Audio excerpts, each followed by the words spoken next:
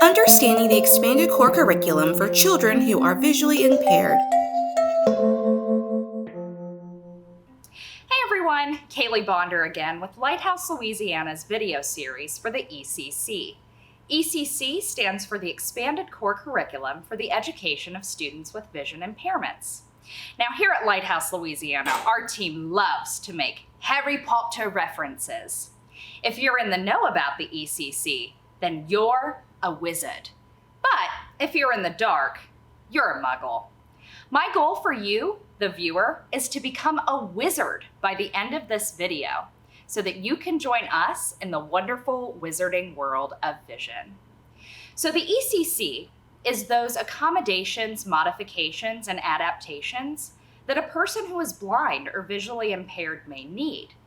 They need these because people with visual impairments are not exposed to the same incidental learning experiences as organically as their sighted peers may be. Incidental learning experiences are those experiences that we gain through observation of the world around us. Examples of incidental learning experiences that folks who are visually impaired may not have in quite the same way as their peers would be things like watching a fish swim, seeing a bird fly in the sky, or even the idea of making dinner. A person who is visually impaired may not see somebody gathering the ingredients for their meal, preparing those ingredients to be eaten, or setting those ingredients out on a plate. Rather, a magical food wizard just makes the food appear on the plate in front of that person. The ECC and its 9 components help us address some of that learning loss that occurs through the lack of incidental learning experiences. So let's get started. There are 9 core components to the expanded core curriculum. First, I'm going to list them, and then we'll talk a little bit about what each one means, as you, the viewer, become a wizard by the end of this video segment. The first one is compensatory skills. Then we have assistive technology, orientation and mobility, sensory skills, social skills, independent living skills, recreation and leisure skills, career skills, and self-determination. So let's talk about what all of those mean. The first ECC subset is compensatory skills. Those are the skills that a person with a visual impairment uses to access the world around them. That includes things like learning Braille, learning how to use assistive devices, or even keeping their workspace organized at home and at school.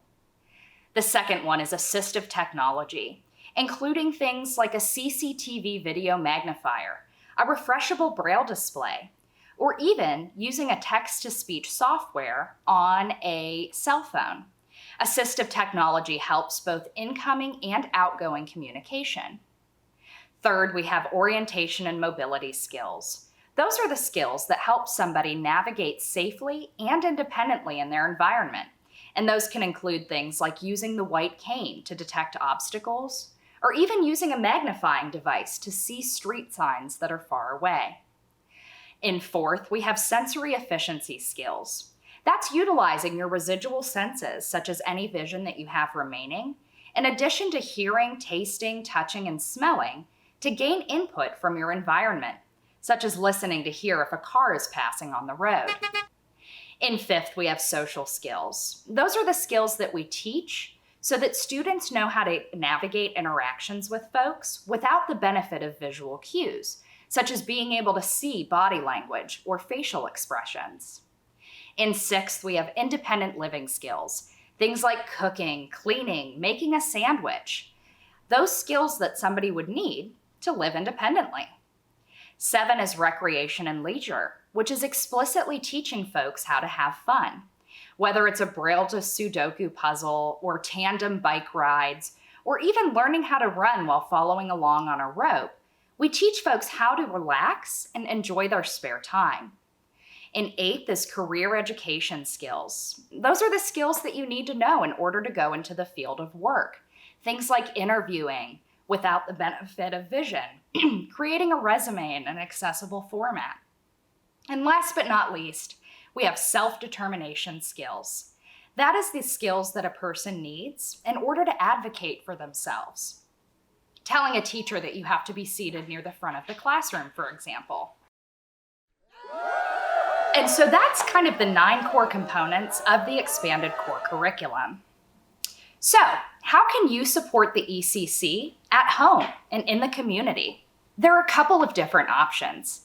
At home, for example, if you are doing the laundry, involve your child in every part of the process. Let them measure the detergent and put it into the cup. Allow them to place it into the machine. Teach your child how to turn the dials for various settings, how to turn the timer so that the clothes can wash for an appropriate amount of time.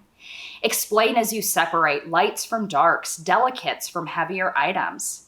Involve your child in all home activities. And in the community, it's kind of the same thing. Involve your child at the restaurant. Allow them to make mistakes or spill that glass of water. We teach kids to go low and slow as they navigate things such as a dining room table. And if messes happen, help your child clean them up and be involved in every part of that process. Oh, that's about all the time that we have for today.